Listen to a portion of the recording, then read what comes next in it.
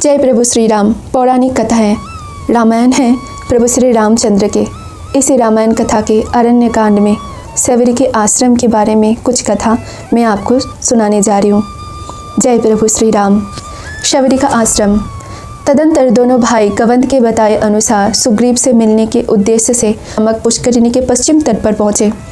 उन्होंने वहाँ शबरी के रमणीय आश्रम को देखा। शबरी सिद्ध तपस्विनी थी। उसने राम लक्ष्मण का अपने आश्रम में पाद्य अर्घ आदि से यथोचित सत्कार और पूजन किया।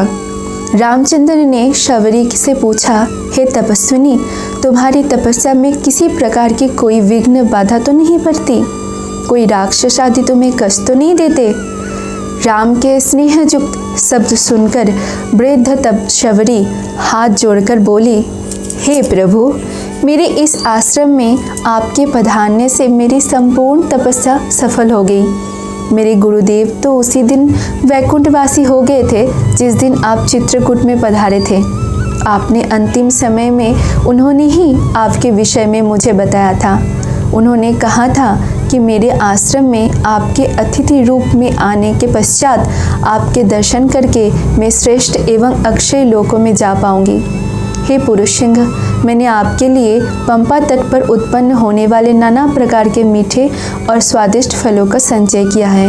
कृपया इन्हें ग्रहण करके मुझे कृतार्थ करें। राम के द्वारा शबरी से उनके गुरुजनों के विषय में पूछने पर शबरी ने बताया, हे राम, ये सामने जो सघन वन दिखाई देता है वो मतंग वन है।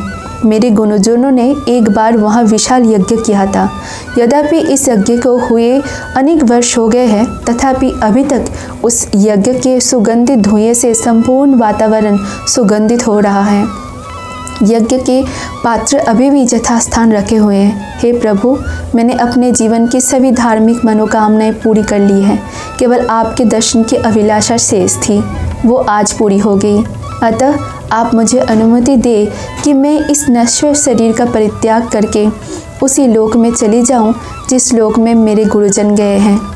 शबरी की अदम्य आध्यात्मिक शक्ति को देखकर राम ने कहा, परम तपस्विनी, तुम्हारी इच्छा अवश्य पूरी होगी। मैं प्रार्थना करता हूँ कि परमात्मा तुम्हारी मनोकामना पूरी करे। रामचंद्र जी का आशीर्वाद पाकर शबरी ने समाधि लगाई और अपने प्राण विसर्जित कर दिए। इसके पश्चात शबरी का अंतिम संस्कार करके दोनों भाई पंपा सरोवर पहुँचे। निकट ही पंपा नदी बह रही थी, जिसके तट पर नाना प्रकार के वृक्ष पुष्प एवं पल्लवों से शोभायमान हो रहे थे। उस स्थान की शोभा को देखकर राम अपना सारा शोक भूल गए।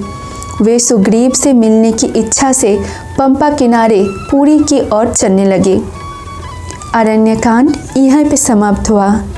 इस रामायण के आगे दो कांड मैं पहले ही पाठ कर चुकी हूँ। अगर आप सुनना चाहते हो तो मेरे पहले की वीडियो आप देख सकते हो। जय प्रभु श्री राम।